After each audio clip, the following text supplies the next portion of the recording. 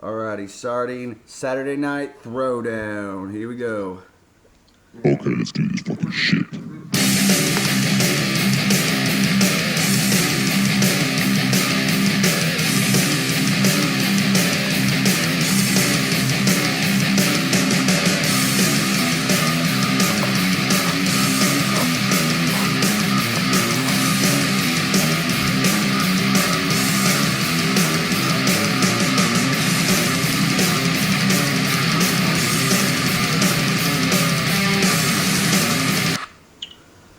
Oh shit. Alrighty. Hey, you guys gotta shut that door for me, please. I'm live right now. What's up, everybody? It's Chris Lawrence, 420, hanging out here Saturday Night Throwdown. Sorry to everybody that's gonna be tuning in to see Mike Belin. I can't really get a hold of him, but I have even a better guest on here. No offense to Mike. I got Rocky from the SuperUglyShow, which I'm not even kissing your ass when I say this, is probably one of the top shows that I watch regularly on YouTube. As far as when I miss it live, I get so pissed off that I feel like I let down you guys. That's how crazy of a fan I am, man.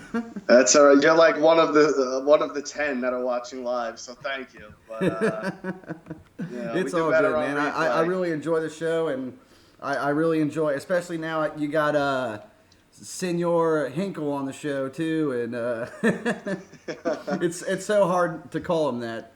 Cracks me up. It is. You hear us all the time. We constantly call him Josh. We forget to call him Senior Hinkle, but we brought him in, so when you're trying to get info and shit, it throws you off track. So Josh is now Senior Hinkle is now sitting in with us, and he's our go-to guy. I mean, we can't do the show without him. He's just he's a great guy. And whoever's fucking with him and giving him shit, knock it off if you're watching, because the Super Ugly Show will fucking find you and fucking murder you and your families. Yeah, he hit us up the other day telling us, he's going through some stuff, and Senior Hinkle's got some troubled past, and but he's a good guy. He's a nice kid.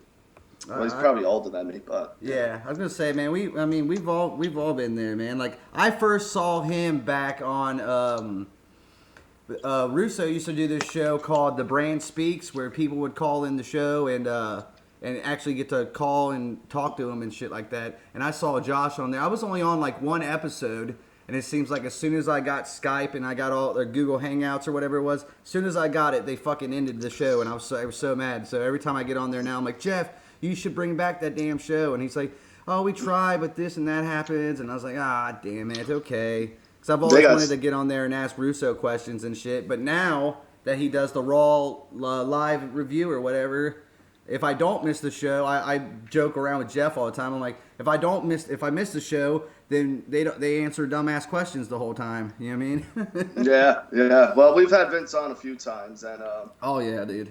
Oh yeah. He's such an awesome guy, and we love when he comes on, because you can tell there's a little bit edgier Vince when he's around the boys. Oh yeah. Anyone who hasn't seen us, it's rated R content, so hide the kids. Yeah, I was gonna say, if a lot of people know like some of the shows I like and are into, like my buddy Joe Cronin, he kind of does that same type of style, kind of rage and crazy and stuff. And I get into that stuff. It just makes me like, I mean, I like the wrestling talk too, but that's what I like. I enjoy more about your guys' show, is because like the Raw in minutes is great, because you could do that whole fucking show in minutes. You know what I'm saying? Especially, and it usually doesn't even take 1 minute. It's usually a 45-second rundown, because it's the same shit every week. I mean, you said you didn't want to talk wrestling, and I think that's because of me. But let's get into it real quick. Yeah, it's your show. Let's Alrighty. do it. Yeah, I have a fucking list of some questions here. I got some of these questions from some people off Twitter, and some of the ones that me and Michael kind of sat down and wrote. Like I said, I try not to ask you a bunch of wrestling questions, but I'll go down the list and try to ask these questions without sounding repetitive and stuff. Because I know as soon as I wrote some of these down, I was like, fuck, man. I probably should put 2 and 5 and 6 together, because it's the same fucking thing. But I actually saw on Twitter, which is really, really cool. I saw on Twitter a picture of you and Jim Jeffries. And I thought that was like the sickest thing because I've been into him ever since like he did the Bear All comedy special. Yeah. And I always liked his style of comedy and shit like that. And I was like, man, I really want to ask him what was like meeting him and stuff. Like, was he the same exact person that you kind of expected meeting, or? That's actually the second time I've met him. The first time was at Caroline's, and he was talking to a bunch of chicks, and I had him sign the Caroline's playbill, and he kind of blew me off. The second time, we were in Huntington at the Paramount here on Long Island, and me and my wife were out back. We're having a cigarette. They have like this VIP area, and she looks over in the parking lot, and she's like, "Wouldn't that be funny if that's Jim Jeffries?" Now she's like going because I'm going. You know what I mean? Yeah.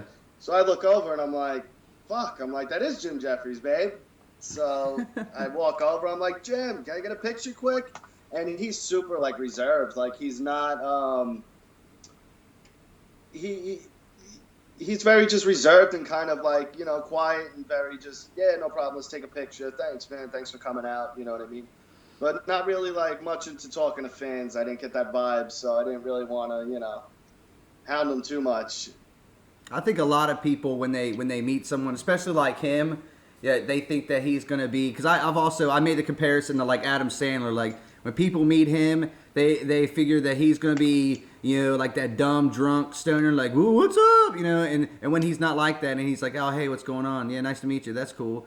And it's like a kind of, it don't like blow your head of how like crazy it is, but it just makes you like realize like, oh, it's an act on stage, and people need to realize that like he's not gonna be as crazy as he is like with fans and stuff. You know what I mean?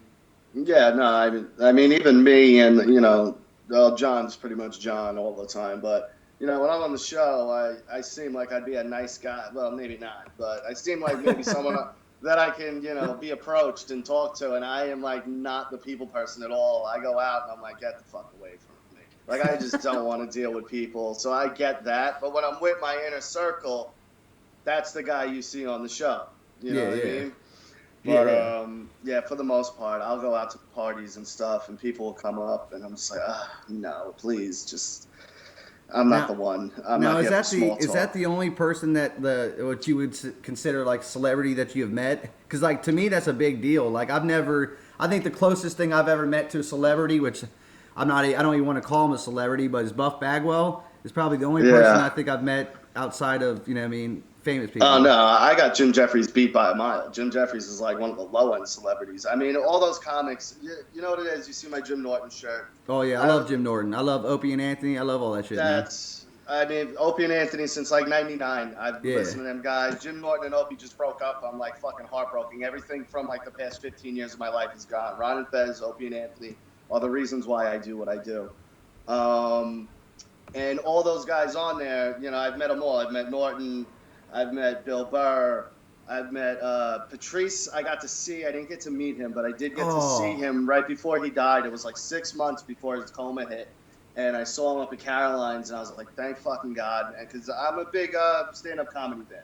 Sure. So I tried to see all the greats, and he was like the last one on my list. I mean, I've seen Chris Rock. I've seen Dice. I've seen Dane Cook. I know it's not cool to say that, but at his prime, you know, it was a hard ticket to get. So fuck you. When he's not doing his romantic comedies, you know what I mean? I'm going to see him in a month. I'm keeping. I've always liked Dan Cook. As much shit as he gets, I've always thought he was really funny. I mean, like ever since I heard the Burger King thing and I worked at Burger King, I thought that was the funniest shit because. That's one of my favorite. Where do I go? You go fucking straight on the one road you're on. What do you mean, where do you go? It's one of my favorite fucking bits. Yeah. But even when he went on Louis and did that scene with Louis about the joke stealing stuff, like that's a balls. You know, that was like I don't know if you saw that. Did you watch Louis? Yeah. I mean, I'm trying to. I don't want to keep you on here all night, so I'm gonna try to run through this as quick as possible. I'll leave the wrestling questions out of it for right now. I know you explained it a little bit on the show, but how did you guys get started doing the podcast Super Ugly Show and stuff like that? Well, Richie's an entrepreneur, and the Super Ugly Barbershop is where this all stemmed from. That's Richie's barbershop, and honestly, like we would just sit while he's cutting me, and we'd be bullshitting, And by the time we know it, everyone in the shop is involved in our conversation, giving their opinion or what they think's better if we're talking about like a movie or something or whatever the case may be. And, I call myself a movie snob. So a lot of movie talk would happen in there, and everyone would get pissed at me because, they'd be like, Goonies is the greatest movie of all time. And I'm like, let's fucking take it back a notch, all right? It's a fun little nostalgic movie, but, people throw around that word great when it comes to things. And I'm like, you can't call everything great. I'm like, the Goodfellas, Godfather, great. Goonies and Indiana Jones, Temple of Doom, fun movies. Great, not even close. Now, did you have you known the guys for a while? Because I think a lot of people that do get in, at least me and other people that are definitely into the show. They like the aspect of. It just seems like you guys are actually good friends. Like when you see like podcasts and stuff like that, you see a lot of the popular ones. You see a bunch of friends and stuff, but they're not as close as they're not real friends. They're internet friends or they're IWC friends or whatever. So it's kind of cool to see actually three friends that are doing this and have a passion for it. Well, John I met through this, so him I didn't really know that long, but now that I've known him, he's like I've known him forever. He's such a good guy. Richie is a different story. He's godfather of my daughter, best man at my wedding. Me and Richie, really really tight. We met him through a mutual friend, and that friend passed away, and it kind of made me and Richie kind of hang out a lot more during that time. And then now we're just buds hanging out. Hell yeah.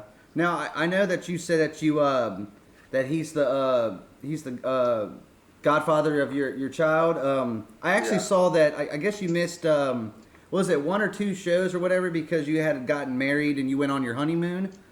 Yeah, we got married, and I tried calling in from Jamaica, but their Wi-Fi was just a joke. But we went to Jamaica the 1 week, and then I saddled up all the kiddies, and we went down to Pennsylvania right when we got back. So it was, Hell yeah.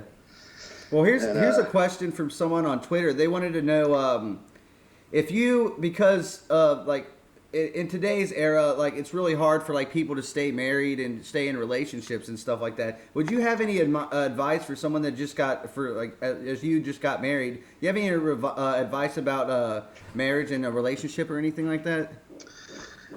As far as marriage and relationships go, there needs to be 100% trust because that's the number one problem with everybody. I've been in not hundreds, but let's just say a lot of relationships. And the second there's that slight mistrust, you're fucked. It's all over because now that's just going to something that harps and then it comes in between you. So I think trust is the number one thing.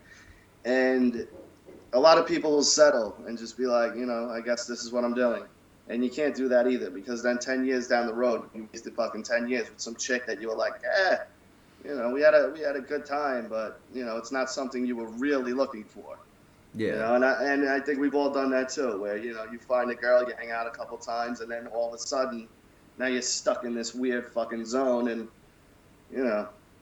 So it's a lot of trust and a lot of, you just get that feeling of this works, and they got to be a friend. That too. Like me and my wife, we hang out all the time. Like I'm not the type to go to the bar. I'm not the type to go out. And her mother owns a bar, and we never go. We'd rather just sit home and hang out with each other and laugh and bullshit. Yeah, I can relate with that because I know at least with my parents, there's a lot of parents that will stay together for the kids and. Even though they clearly shouldn't be together and stuff like that, but they do it for the kids and stuff like that, which I've always like told my dad that I kind of thought was a little selfish because I was like, man, you have to be happy too. You don't want to go through your life being unhappy. I think we would respect you more because we understand that it's hard and if it's not going to work out, then it don't work out. And there's always different people and there's different situations that you can go through that actually. It makes you a better person, and if it's not working for you, we'll eventually understand. And at the time, obviously, me being 16 years old, I just thought my dad was a creep, and doing this, running around on my mom. And then when I found out they were both doing the same thing, I was like, okay, well, they're both fucked up, and they're both fucked up. So I'm gonna do, I'm gonna be supportive on both sides of it. It is when you're younger. There's a lot of secrets, and as you get older, you start seeing the older world, you know what I Yeah. mean? The adult world, let's say. And you're like, wow, like, you're fucked up. Like, you look at some of your aunts and uncles and you go, oh, you're fucking crazy. I didn't realize that when I was younger, but now I see why you have 3 marriages or you know, whatever the case may be. So, Yeah.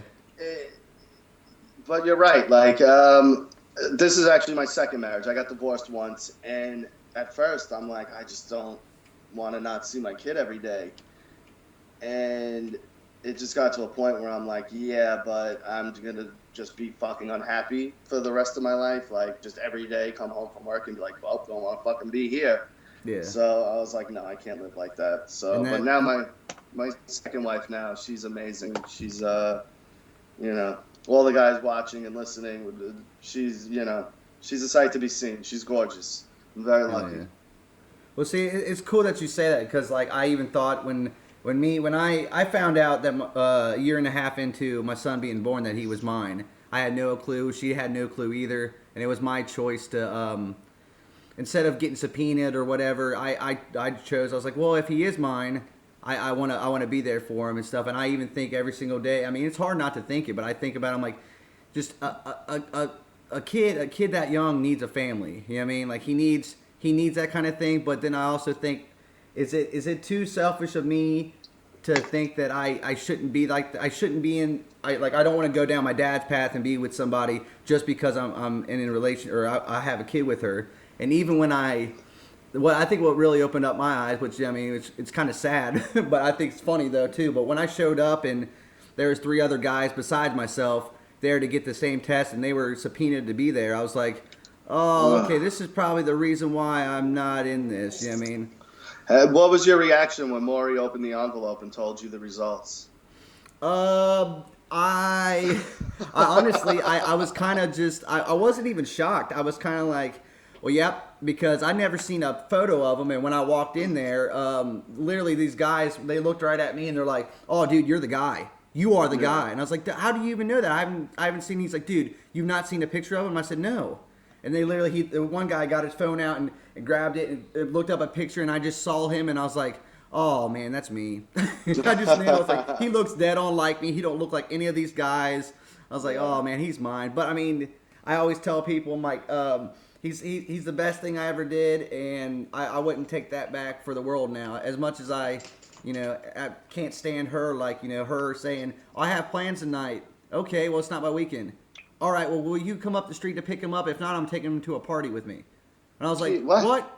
I'm like, well, then I have to leave then. You know what I mean? That's what I told you. I was like, she's being an idiot because she's not going to take a 5-year-old to a damn fucking party. Are you capable of taking on full custody?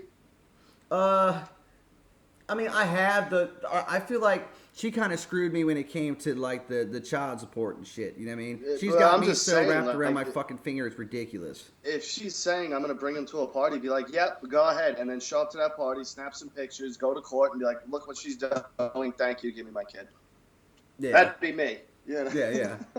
Yeah, I get you, man. I so would. Because, I mean, what kind of mother is she anyway that she's pawning off her kid to go to a party? Well, I mean, I used to tell her all the time, I'm just like, there's nothing wrong with going out and having some fun and releasing the steam off or whatever like that. I said, but the last minute thing doesn't help him.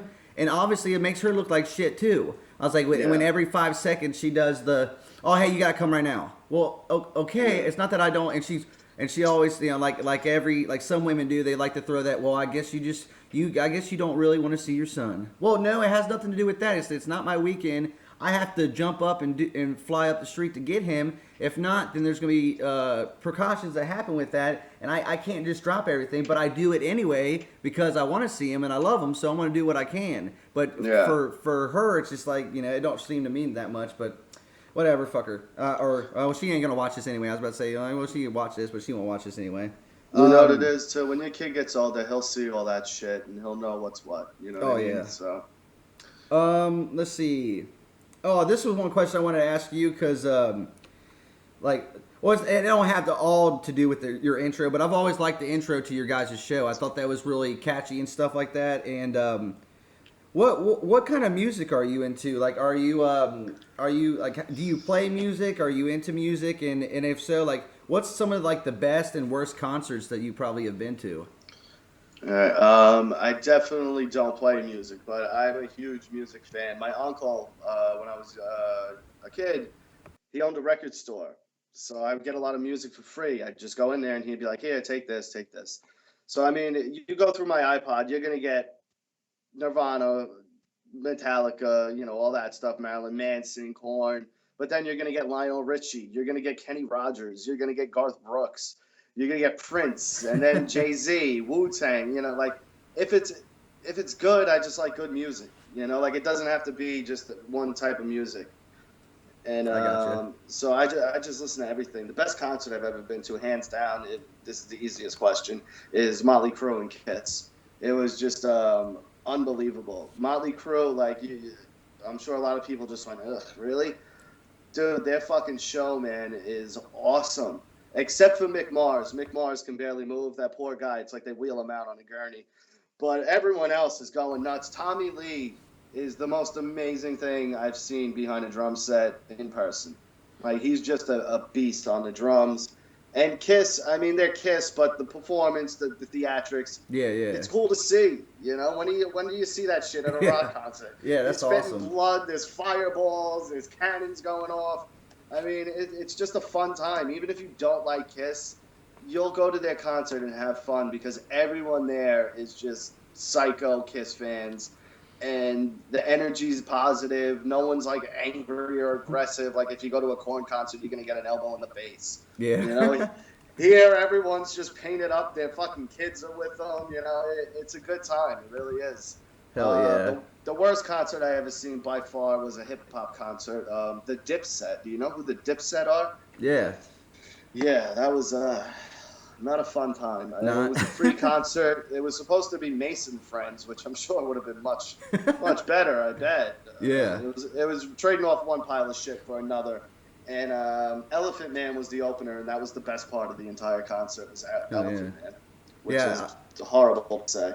I was gonna The say, coolest thing I've ever been to. Just a quick sidebar. Oh, go ahead. I'm a huge Michael Jordan fan, and when Michael Jordan retired for the first time and came back, he played at the Madison Square Garden against the Knicks, and he put 55 in their ass. And I was at that game, and as a Jordan fan, like it's on this DVD as one of his great 8 games of all time. Like it was amazing to see, and being in New York, and it came down to the last second in the game too. So there was that, oh fuck, here comes Michael Jordan moment, and I got to sit in the crowd of the home team, having to deal with that, going, oh fuck, here comes the Michael Jordan moment, and you just see everyone there up, and Jordan didn't hit the shot, he threw it into the middle, and they won the game. But I mean, the fact he had 55 and everyone's buttholes are tight, waiting for him just to do what he does, That's awesome. It was awesome. Hell yeah, man! I was gonna say that was what I've been to. Yeah, I was gonna say I kind of grew up in music and stuff because my dad plays, my cousin Teddy plays. We all kind of play something. The only thing I don't play is keyboards, but I mean I play guitar, bass, drums. And I kind of was always into. I mean I love rock and roll and shit, but like the thing that I really thrived in and kind of got into was like the metal and the hardcore and the punk, especially punk music. And I think the best concert I think I've ever been to is probably, I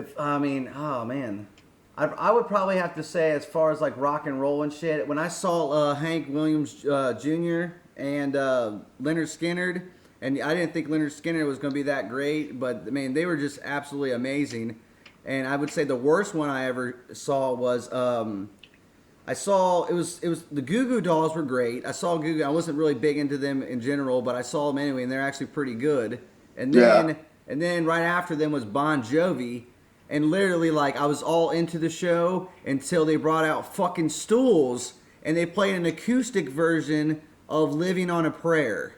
And really? Yeah, and my dad looked right at me, and my dad's huge into Bon Jovi. I mean, just loves him. And he looked right at me, and he was like, "We need to get the hell out of here." And that's the first time I've ever heard my dad cuss in a while. That's before he started playing in the bars. Because before that, he was into a Christian band, and I was too. I've been in one Christian band, but then after that, I kind of went down I call it the awesome path. But but just that was probably the worst things I've ever heard, man. What does that mean, the awesome path? It means that I went from playing churches every weekend and playing this stuff to playing.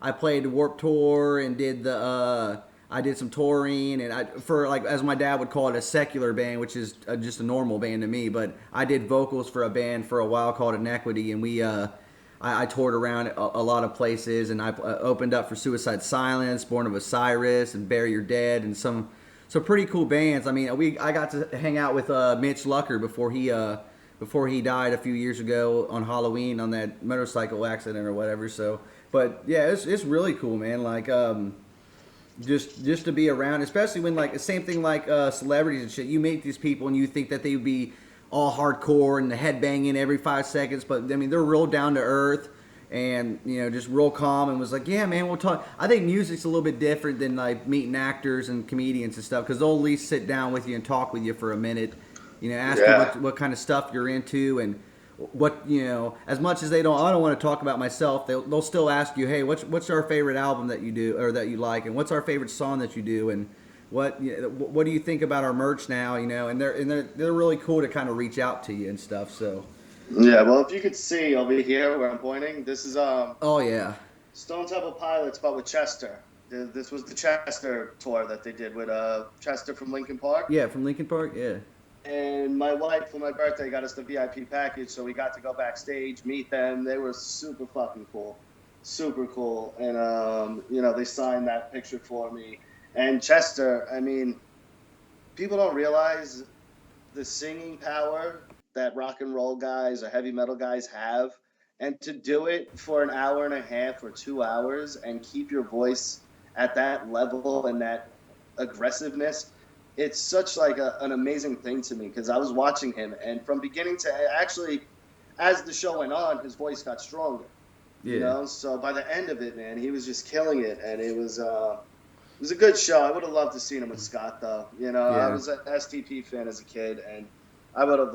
They didn't do Plush. They didn't do Creep. They didn't do Big Empty. No, they did Big Empty. I'm sorry about that one. It was cool, but you know, it would have been cool to see Scott there. Yeah, I was actually really proud of Chester, man. Like when he kind of got into the, you know, not all movies, but he did a few movies, and a lot of people were giving him shit for doing movies. I thought he did pretty well in the movies, and then I was like, man, when people were giving him shit about, oh man, Stone Temple Pilots is going to be horrible, and you know, there's not as good as the original guy, and I'm like, man, wait till they release a single or something, and he's gonna blow these people away. He's not gonna be like, hey, I don't only just do Linkin Park stuff. I can tear this shit up too. And when they release a couple of their singles, dude, I think he proved a lot of people wrong, for real.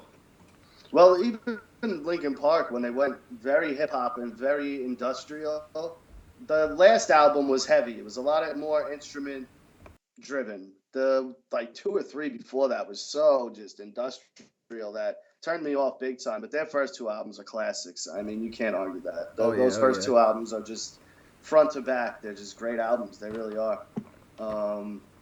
Yeah.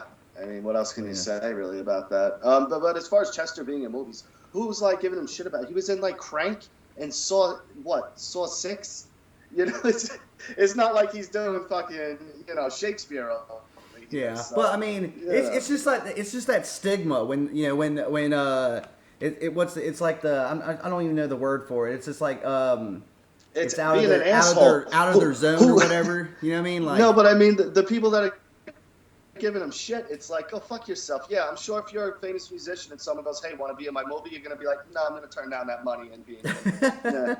Yeah, because that's what everyone's going to do that. Yeah, and then you'll hear these motherfuckers like making fun of, like, I mean, for the longest time I heard, what's his face? He played, I don't think it was a tour or nothing, but he played a show with the White Stripes, Jack White, Johnny Depp. He played a couple songs on stage while he kind of waited on the side, you know what I mean?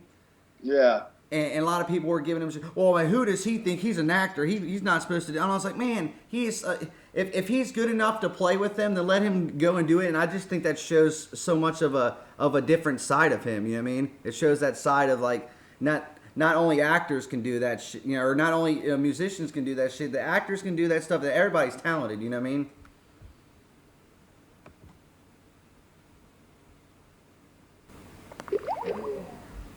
Oh. Wait 1 second, guys. Then we lost connection with Rocky. So give me 1 second. We'll get right back to it. Hey, Okay? sorry. I don't know. Oh no, it's all good. Oh man, that's the worst.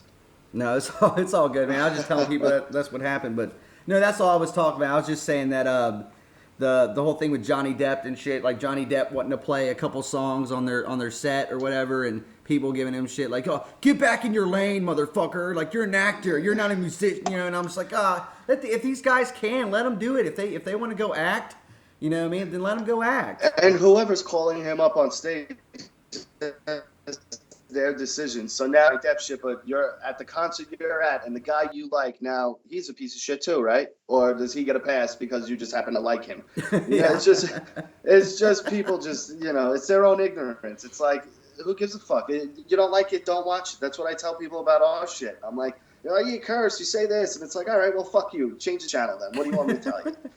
Don't fucking watch. No one's got a gun to your head, I got you. So, well, this kind of segues into that a little bit because I know how his life has changed a little bit too. Now, when you got started with the Super Ugly Show podcast and stuff like that, how did you guys get involved with Vince Russo? Did he hear the show and just really liked you guys and stuff? The only reason why I said the segue is because I know a lot of times. He likes the vulgar language and stuff like that because it makes it different. But I know also that he because born again Christian and stuff like that, which I really respect that he does that and stuff. But just going having someone like Russo and then having you guys as a part of the brand, you know what I mean? That to me is really really cool because you get to see. That Russo's not always trying to be PG, as a lot of people want to say. Well, why don't Russo cuss? Back in the day, he told Hogan to, fuck you, Hogan. And I was like, well, he's a different person, but he can also support and respect somebody just because he don't talk. Like Russo's not going around telling people to go fuck themselves and shit, but he enjoys your guys' stuff. I mean, how did you get involved with that? Yeah, it's actually my wife, her father who passed away, him and Vince were best friends growing up in the Bronx, I believe. And they were friends for life. You know what I mean? Vince and her father were really tight. If you look behind Vince's shoulder, you could see a picture of my wife's father there, and he's also got his initials tattooed on his wrist. Oh, okay. So me and Richie started doing this just audio at first. And then we linked up with Vince through my wife. And he heard us, and he was like, I loved it. Because he's one of us. He's a Long Island guy. Yeah. We're brash. We're loud. We got the accent. We say fuck a lot. And he just liked it. And, I mean, you look at the brand. We're the stepchildren of the brand. You know what I mean? Yeah. We are like anything else on here, and sometimes we do good, sometimes we do bad, but at least we're doing it. That's what I always say. But then, he was just like, "Well, what do you want to do?" And I'm like, "We just want to get out there. Like, we're not looking for money right now. If we get paid at some point, great. If not, we're just having fun. We just want to get out there." So he was like, "Absolutely, I'll put you on." And as far as Vince goes, every now and then, you watch our show, we get him to slip every now and then. Oh, I know. I will watch him do. When he has disco usually on his show, he'll throw are you shitting me, bro? Yeah. Every now and then he slips. But Vince, he's such an amazing guy, and he gets his bad rap. And I think it's just like the cool thing in wrestling to say that, Vince Russo killed wrestling, and Vince Russo doesn't know what he's doing, and WCW was a fucking sinking ship. He went in there and it was going down to begin with. And what do you expect them to do? Just turn it over overnight, especially when all the better wrestlers are already on their way out to WWE. They see the writing on the wall, so they were leaving. So now he's got a bunch of fucking people like Buff Bagwell and Disco Inferno. And what are you going to do with these people? You can't do anything with people like that. So, especially when you see, gives them shit. Yeah, especially when you see like their contracts and how much these fucking people are getting paid. You know what I mean? When you find out Hogan's getting paid almost like $6 million a year, not counting Macho and Eric and all these other people, and then go ahead. I'm sorry. There's like 20 guys that have creative control over their character, and they're the top 20. So it's like, all right, Hogan, Sting, you're going to wrestle each other. Hogan, you're going to lay down. No, I'm not. All right, Sting, you're going to lay down. No, I'm not. Okay. well, fuck me then, right? You know, like, And I have to say, on a side note, I absolutely loved that the fact that you tried to stick up for that motherfucker by telling him, hey, you're retweeting stuff that you should not be retweeting because right now you're in some hot water, man. And he basically tells you to go fuck yourself by blocking you and all this other shit. And then I saw that episode where you took that shirt out and fucking lit it on fire, dude. Oh man, I freaked out. Dude, he's a son of a look. WrestleMania 30 right there. It's me and my son. I'm dressed up as Hogan. Like I loved Hogan as a kid. Yeah. You know, I'm a Hulkamaniac. I grew up in the '80s, and yeah, he's a real fucking piece of garbage. I'm like, dude, you got some guy. His name is the N-word. It was like something N-word, and then I get blocked. I'm like, you got to be fucking kidding me, this scumbag. I'm like, go fuck yourself, Hulk Hogan. I got a shirt the other day that had Hogan on it, and I literally took a picture, and I was cracking up laughing because I was like, hey, look, guys. I'm like, it's a Hulk Hogan shirt, and it's on a black shirt, so what's up? Yeah, exactly. But, yeah, he's a real piece of shit. So fuck Hulk Hogan. Here's another question from Twitter.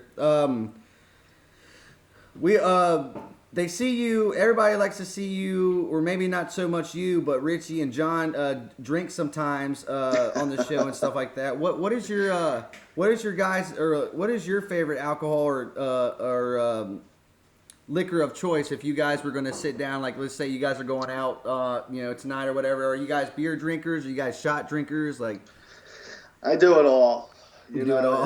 I mean, I don't drink though, but when I do, it's to drink, you know. But you've seen me. I've never taken one shot on the show. I'm not a big drinker. I ate a piece of chocolate before the show, if you know what I mean. I'm that type of guy. Yeah. So, it's in the title of your name on the Skype, so that's more my thing. But when I go out, I'll drink vodka and Red Bull. I like that, it keeps you going throughout the night. Doing shots of Jaeger. And usually, I keep it with the American Bud. Hell yeah. I was going to say, I'm a big Jaeger person, and my last name is Hager. So growing up, I'd be like, Jaeger for Hager. And of course, a lot of people don't get that because we'd be wasted, so they never would get that. But, but honestly, I've always been kind of more of a weed connoisseur, if you want to call it. So yeah, which obviously, I mean, here in Ohio, I'm not, but if I was in Colorado, I would be. You know what I'm saying?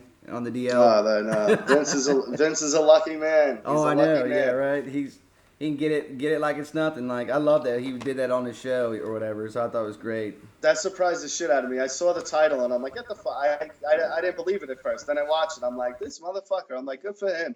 That's great. Yeah, and he hasn't done. He said he hadn't did it in like 20 years or something like that. Yeah, probably if not longer. Yeah, I was gonna say he seemed like he knew he didn't miss a step. You know what I mean? He seemed like he was on top of things. So yeah.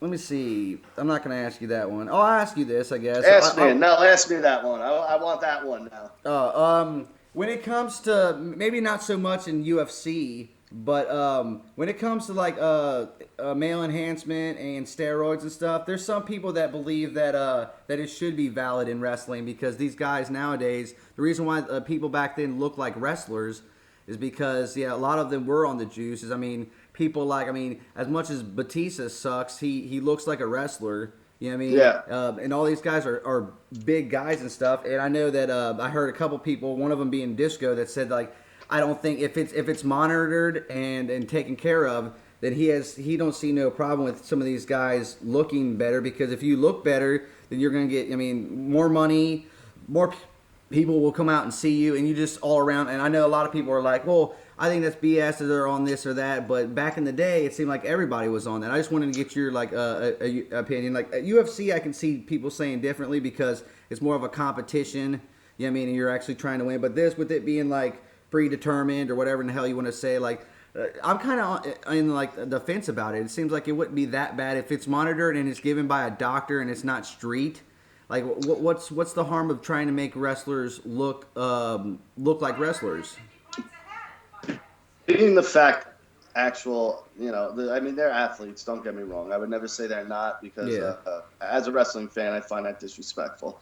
But that they're not like competitive athletes, and they're independent contractors. To be honest, they should be able to do whatever the fuck they want. You want to juice themselves up? Go fucking nuts. You want to fucking do a rail before the match? Go fucking nuts. You know, I mean, that's what the '80s was all about, and that was when everything started. As much as people don't like to admit it, that think the '70s was the whole. It wasn't. The '80s, the bodybuilding look, the big guys. Look at all the guys on top. They were all gigantic, just monsters. The Warrior, Hogan, Savage. Even Rick Rude, you know what I mean? With Rick Rude, you're going to tell me that guy's not juicing? He's fucking ripped more than anyone I've ever seen, you know? Come on. Yeah. So, even in competitive sports, I mean, it makes it better. It's their bodies. They want to do it. Gives a shit. I mean how much in football, what's the deal? What's the problem if they're sticking a needle in their ass and a little extra power, but it's okay for them to run, at top speed and fly head first into another helmet, and you don't have a problem with that, but Yeah. That's why I wanted to ask you, because I know that you're big into UFC and stuff, and I know that especially with we say have the steroid division, Yeah, cruiserweight division, steroid division.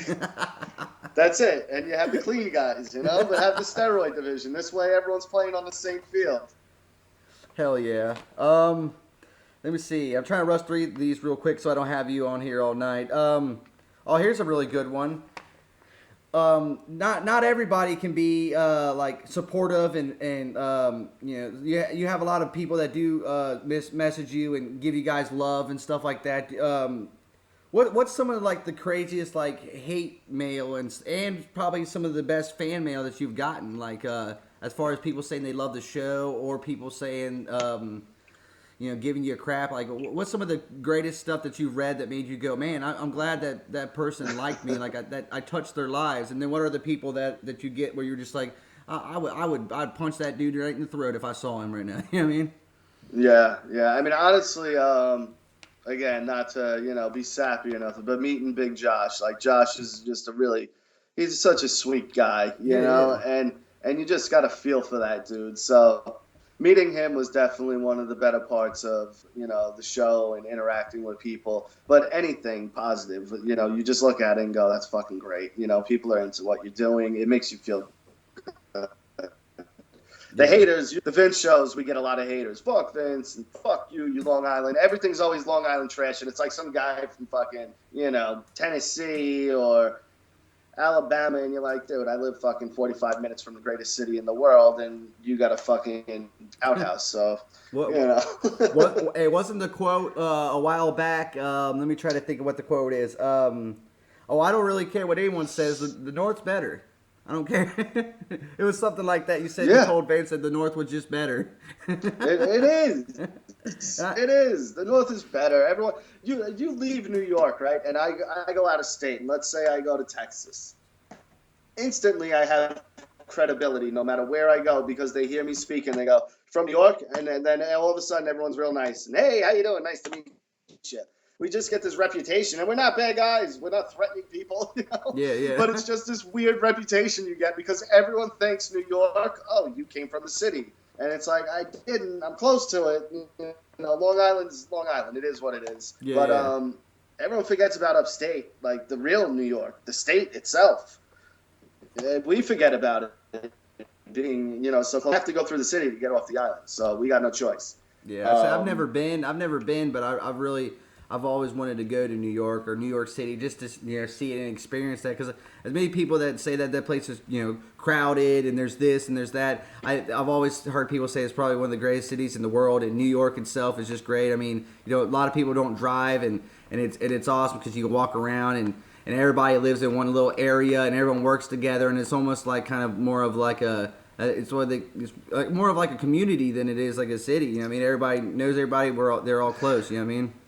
Oh no, everybody doesn't. They are not nice people. Don't get they aren't. twisted. No, everybody's on a mission. Like if you went to New York City and you're the guy standing on the sidewalk taking a picture, you're getting bumped, and someone's not going to be like, excuse me, like, get the fuck, I got shit to do. The tourists are the worst people in the city. That's why I tell everyone, don't fucking go to Times Square if you ever go there. Don't waste your time. Go down there for like an hour. Don't eat there. You can fucking eat at Bubba Gump anywhere. You can eat at Hard Rock in Orlando. You can eat at, all those stupid restaurants. Times Square sucks, and people immediately want to go there. And I'm like, that is the worst place to go.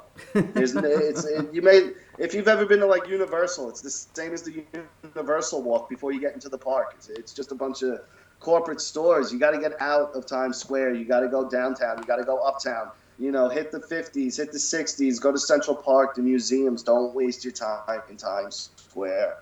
But people don't listen to me. They go there anyway, and they're like, it was okay. We ate at Bubba Gump. I'm like, yeah, it's good. And you got the best Italian fucking cuisine, 20 blocks the other way, and you're going to eat at Bubba Gump.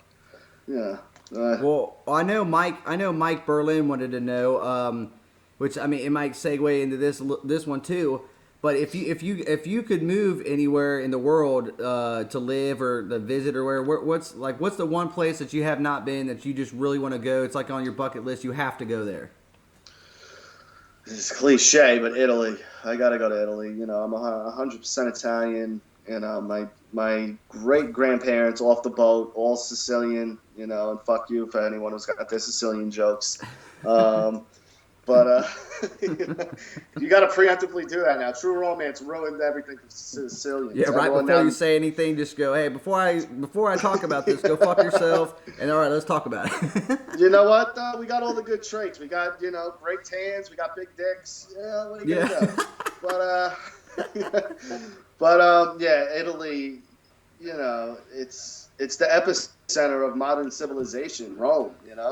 Everything that became modern people and civilized people and not savages started there. So you got to go check that out. And I always wanted to see like Japan Japan. I just think it would be cool to just go there and see the technology and shit they got going on over there. And, oh yeah, that'd be so neat.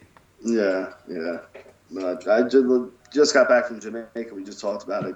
Go there. The place is fucking great. Hell yeah. It's such a good time. The beaches are beautiful. Plenty of weed and good times. Hell yeah. Sounds like my type of place. I'll skip that one. I'll come back to that one. Let's see.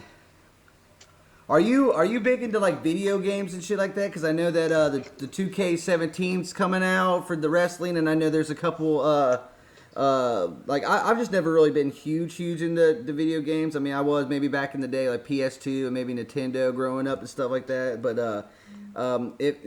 are you into video games? And if so, like, what's your favorite go-to game? Like, if you were actually going to sit down to play a game, what would be that one game that you would play?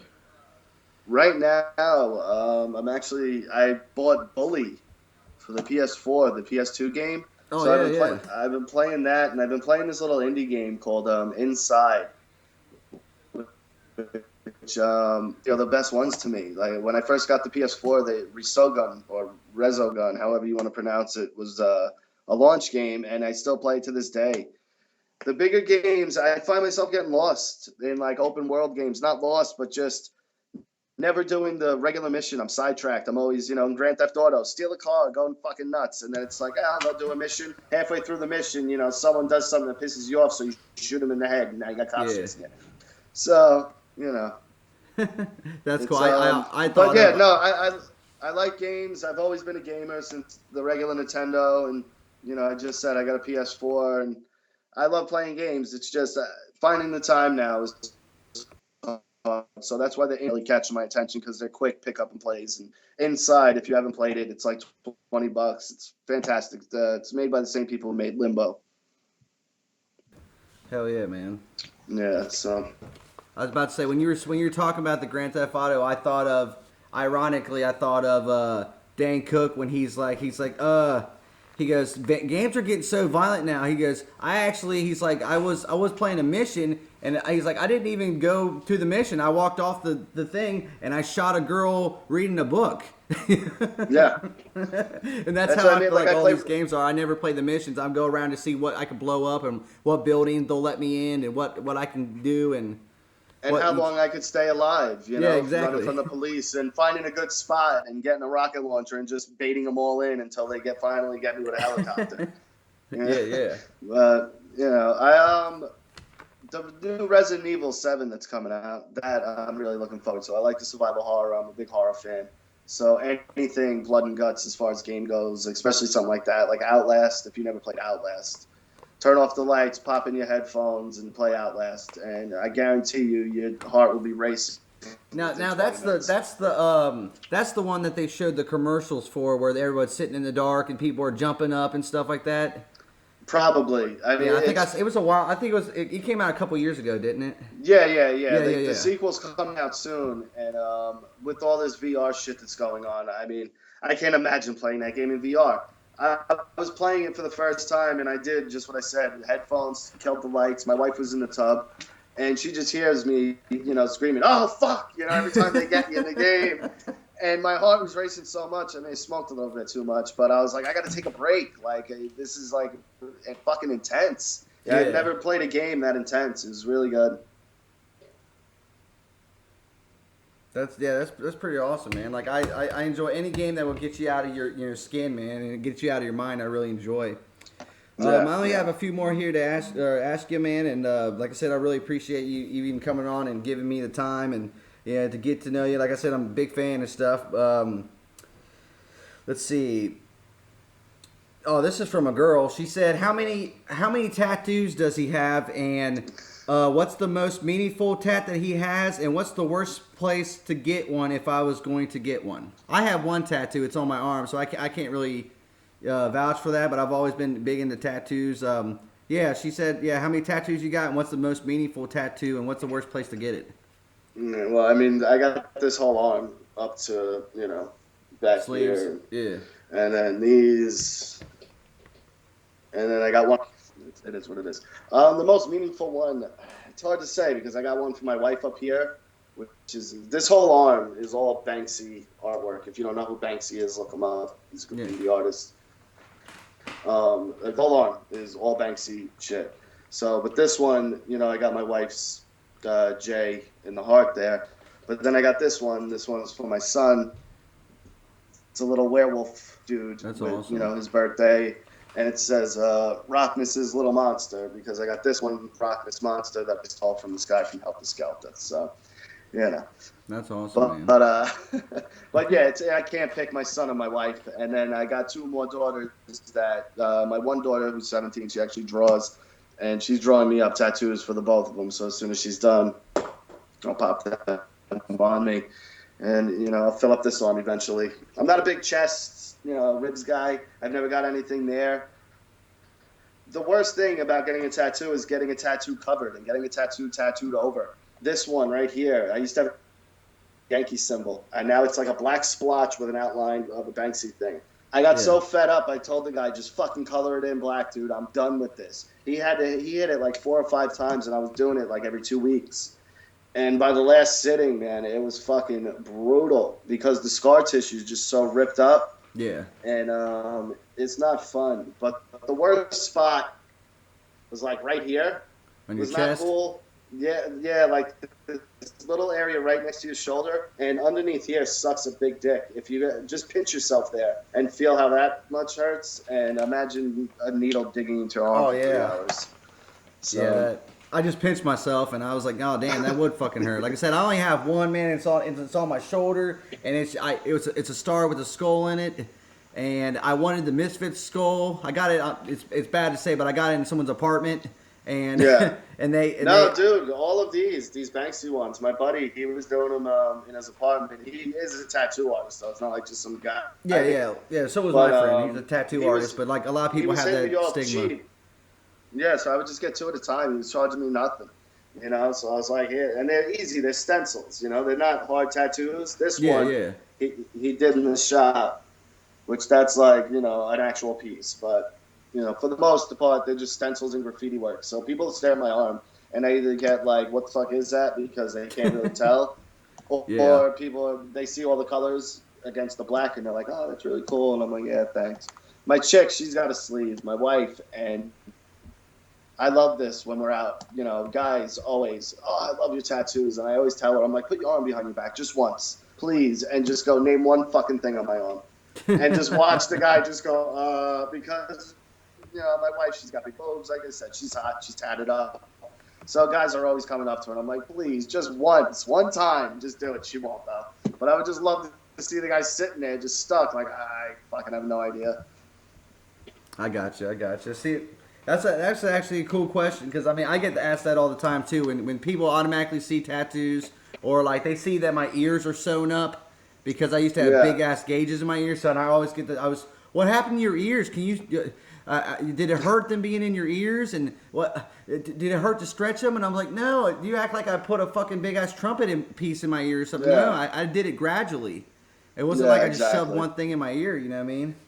Like you took a giant hole puncher and just and then stuck it a lot in of people. there. You'd be so shocked at how many people fucking think that, or if they go, oh, you got that tattoo done? Did you do all those in one day? And it's like, no, this sleeve I had to do little by little by littles. Like if you can do it, you try to do it as much as you can. But I know a lot of tattoo artists, they don't recommend it. They'll be like, well, hey, let me do this part of your arm, come back in for color, and then I'll finish this, and then come back. You know what I mean? Yeah, you can't sit there for. I mean, you'll want to kill yourself. The longest I sat was about 6-7 hours. I forget exactly the exact time, but it was about 6 or 7 hours, and all these little circles and all the colored circles on my arm. I have all these hundreds. It's literally hundreds. And he did it in my basement here, and we sat here for like 7 hours, and that was a long haul. But I mean, it was all little tattoos, so it wasn't bad. But just sitting there for that long, it weighs on you because you get bored and you're like, fuck, this just a needle keep driving into my arm. So, but you know, I look at it as you sit through it once and it's there for life, you know. That's all you got to do. You just got to deal with it one time and then afterwards. And you always get those people. Didn't that hurt? No, it fucking felt amazing. You know. And then I hate the people that get tattoos and they're like, this didn't hurt at all. I'm like, of course it hurts. Like, what are you, fucking invincible? I don't give a fuck who it is. A tattoo hurts. Like, it's not a pleasant feeling. It's not torturous either, but you're not like, oh, this feels nice. It hurts. So yeah, I think I heard something from like, I think it was the guy from Stained or something like that. They were asking him a bunch of dumbass questions while he was getting a tattoo done, and they were like, did your tattoos hurt still? And he goes, fuck yeah, I have 300 on me, but yeah, that one's still gonna hurt. It's not like once one tattoo gets on it, now my whole arm's numb and I can't fucking feel it. No, he goes, each tattoo fucking hurts. You know, he told me one of my buddies got a Bible verse on his feet, and he tells me, he's like, man, that's the worst spot. He's like, I've gotten it on my chest, I've gotten stuff behind my leg. He's like, my feet have been the worst ones because all the bones on top of your foot. I know a few people that said the same thing. So. All right, so let's get one last big one in because I got a wife and kid upstairs. And I got you, man. I'll get you a good one real quick. Let me see.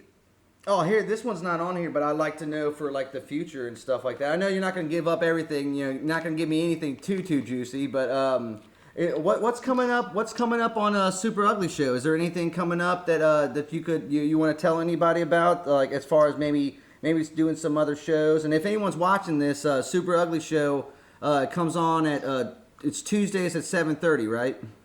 Yeah, Tuesdays 7:30 East Coast. Okay. New York time. YouTube Super Ugly Show, one word.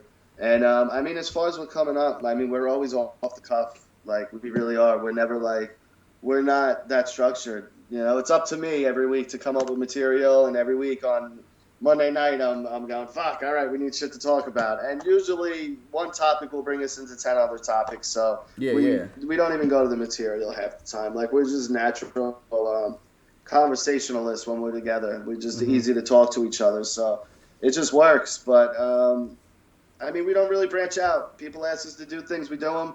We love having people on. You know, you got to come on, hang with us. Yeah, definitely, man. I'd definitely be interested, man. Yeah, absolutely. And you know, I actually got a request on Twitter to I should be in the Rocky Mountain Pro Wrestling show because my name and my voice apparently. But, I saw that.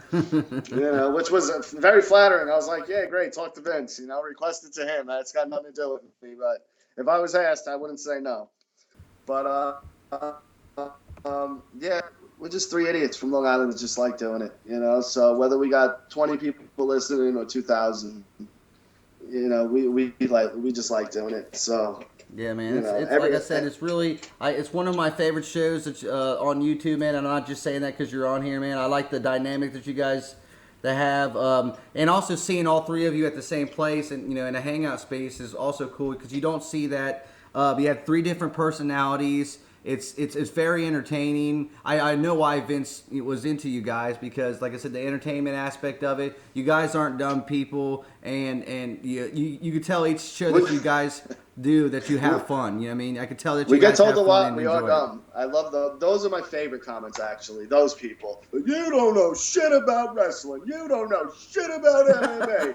And it's like, all right, fucking Rogan, relax. It's like we're fans. We know enough. We don't have to be fucking stat monkeys, all right? And as far as wrestling goes, we do have a fair knowledge between the three of us of wrestling. It's just we don't know that whole South shit. We started with the WWE, and we started there. You know what I mean? So for all you people who want to live in the 70s and 60s and fucking all that bullshit, whatever. No one talks about that shit except you jerk-offs. Everyone knows it's the 80s and the Attitude Era, and, now we're stuck in this world of just watching it out of habit. That's what Monday Night Raw is to me. It's Monday night. It's 8 o'clock. I watch Raw. It's fucking habit.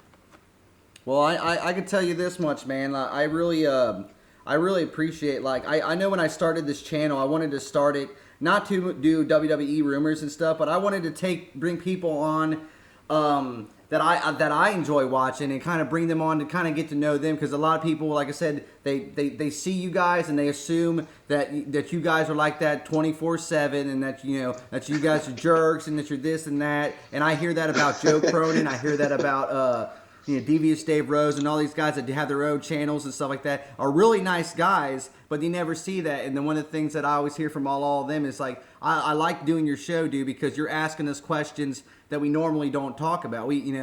Sometimes it's cool for the fans to actually get to see not the real you. Like, I don't want to know everything, but like they get to see a side of you that makes them go, oh shit, it's cool that they're not talking about wrestling. They actually have lives other than wrestling and UFC. You know what I mean? And a podcast. They have lives. Well, that's what we didn't want to get pigeonholed in that wrestling thing. There's so many wrestling podcasts, so it's like, why do that? Why limit yourself to talk about one thing? And that's really all it is. And I mean, what you see with us, man, it's just we love breaking each other's balls. So that is us, when we're together. It really is. That's what we do. We just break each other's balls. But we're not these evil villains that, if we were, I'm not big like Richie or John. I'm a smaller staff guy. I'd have a lot more black eyes every week if, I was that angry and, aggressive all the time, But it is what it is. That is who we are, though, and it's just us breaking balls and having fun, but in a mean-spirited way. But we can handle it, so it's fun to us. Yeah. Well, anybody that's watching this, and I know I got a lot of people that are out, partying and stuff, and I know they're gonna come back and watch the video. Definitely go and check Rocky and Richie and John out at SuperUglyBrand.com, which you can get their videos and stuff. And also, you can check out Rocky. It's at ROK6611 on Twitter. And definitely hit them guys up. And they also have their Super Ugly Show on Twitter, too. It's at Super Ugly Show, all one word. Definitely go and check them out. John Kajawa, K-U-J Awa. Look him up, But I'm eventually going to get him on, too, as soon as he... As soon as they don't run him ragged and him doing double shifts, and stuff like that, like, he's backed out twice on me, but it's because he's had to work and stuff. So I told him, don't worry about it. It happens, man. I know he's the big get. Everyone seems to like John, but I'll put in a word for you. I'll make sure he gets back to you. Yeah, definitely, man. Like, and eventually one of these days when I become a big dog, which I doubt it's going to ever happen, but whenever I get big enough, man, I love to. Even 10 minutes of Russo's time, I'd like to have Russo on just to. I don't even want to talk about wrestling, dude. I want to talk about his Christianity with him. I want to talk about some stuff that he probably don't get asked all the time. And as fans, it's kind of cool to hear. But like I said, man, I really appreciate you coming on. It's a huge deal to me. I don't want to sound like a fucking lame ass Mark or whatever, but I watch your show all the time. It's awesome. And and you shout me out and read my tweets and stuff on the air, dude. That's awesome. I appreciate everything you guys do, man. And I suggest everyone go out and watch his show. I think ever since I watched your show, dude, I tweet, I call people and tell people to watch your guys' show. I try to do as much as I can because I support everything that I find entertaining. And if I like it, then I'm gonna get other people to like it. And if they don't like it, well then they can go fuck themselves. And that's cool. But I know there's gonna be a lot of other people that are gonna enjoy it because you guys are entertaining. You guys have a great setup down there, and you guys have that friendship dynamic that a lot of people don't see because it's all about podcasts and who what people can we bring on and who it's rare to see people just hanging out, having fun, and talking about this and that and enjoying each other's company, and I think that's cool. And you need to sign that dildo and send it to fucking Jim Cornette so he can use it on his wife or on his fucking. Or anything. He probably would want to use it on Russo, though. He probably would get it and be like, "There's fucking guys, I'm gonna fuck." Yeah. You know what I mean? I was the last one to get blocked by him. I was so pissed. I was trying. I was kept calling him a cunt and all this stuff, and then finally I got blocked. And I was like, yes. Well, you ain't missing nothing. Besides that damn racket, there's nothing good about. I mean, I've never really liked Cornette, but just the fact that he's gonna dog anybody for fucking making wrestling better, and their ratings prove it. You know what I mean? There's no one that said he can't say that you guys are Vince Russo ripoffs or fucking degenerates and shit when there's people that watch your show and there's people that are into your show. So obviously Russo knows how to spot talent too. So and he's proven that. So. Well, thank you so much. I mean, like I said, we love everyone that supports us, and we love the fan interaction's the best part of it.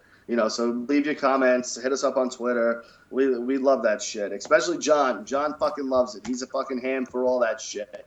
So, and if you guys are watching the page right now, I got a different page on there so you guys can see the Twitter and the website. I got Rocky and I got everyone's Twitter handles there, and I also got a picture of Super Ugly Show. So just in case you guys don't know what I'm talking about, I got the pictures right there on a different slide. So I just wanted to take a second to slide that there. Again, man, I really appreciate it. I know you got stuff to do, but just you taking time out, man, means a lot. And you know what I mean? Tune in anytime, Tuesday man. On YouTube. Check them out at 7:30. Some of the coolest motherfuckers on YouTube right here.